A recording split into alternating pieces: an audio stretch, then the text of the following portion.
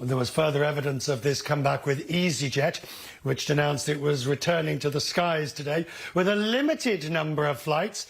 The first flight took off this morning from London Gatwick to Glasgow, where, of course, the original EasyJet flight actually went when the airline opened in 1995. There are only a small number of services, mainly domestic flights. See how those goes, and then plans to ramp up services as the summer progresses. On the aircraft, new coronavirus safety measures are in place. All passengers and crew must and will wear masks. The planes will be regularly disinfected and sanitised. And there is this video that is now online, showing exactly the way in which you can check in online, the way you can check in, and the various procedures. Johan Lundgren is the Chief Executive of EasyJet. He joins me now. Johan, congratulations, sir. Starting to fly again. It's a few flights, but it's a milestone. And the ramp-up that you're planning, at least a number of destinations, if not frequencies, promises to be quite quick and dramatic. Yes, I mean, as you said, it's a great day for us. I mean, imagine we have been grounded, the whole of the fleet here, for 11 weeks. So even if this is a small program, as I said, it's for the first couple of weeks here in June, it's worth about 10 aircrafts of flying. So this week we're going to do about 310 flights. We're looking, as you said, to coming into July, August, and September to increase the scope and destinations and the frequency. So by July, we're hoping that we're basically going to be covered 50% of the whole of the network. But mind you, when you look at it from a capacity point of view, throughout July, August, and September, it's only about 30% we estimate what will be operated compared to what was originally planned. But it's a great first step. And the question, of course, is you say, and we've covered this on this programme many times, the way in which the planes have the very latest, most sophisticated operating room filters and the like, but there's still a great deal of concern about getting on a plane, particularly one that is full. How will you alleviate passengers' concerns? Well, first of all, I think it's important to note that the procedures that are now implemented, that's not something that the airlines have just made up themselves. We are following the procedures and recommendation from EASA and ICAO, which are the regulators for safety in European aviation. And then also, of course, we've been discussing and liaising with the local regulators around that.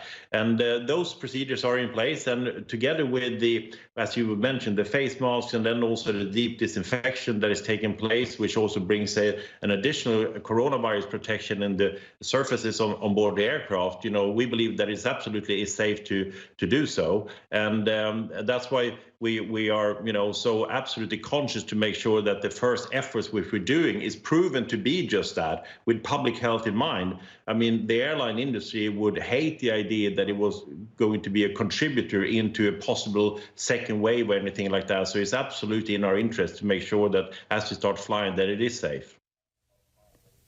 And will you be opening the other bases across Europe? Obviously some already, but is the plan to spread that growth, or at least that reopening, across the whole network, particularly intra-EU routes, where the Schengen ability to travel is greater than it would be, say, for example, with the UK or Spain at the moment?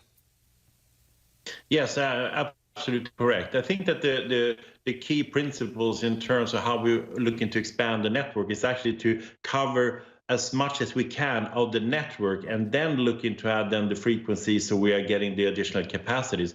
But you're absolutely right. I mean, the quarantine that we have, if you take UK as an example, clearly has a dampening effect on the environment. We've seen since we launched this program that we're having quite a strong amount of sales outside the UK into the programs, but of course the quarantine which is put in place, dampens that effect. And we also saw that at the first stage of the virus, when quarantines were in place, that they actually killed off very much of demand that is out there. So it's absolutely crucial for us to make sure that those quarantines are lifted or replaced with something that makes better sense that the current design of the quarantine here in the UK does from a public health point of view, so the industry can get back and participate in the economic recovery.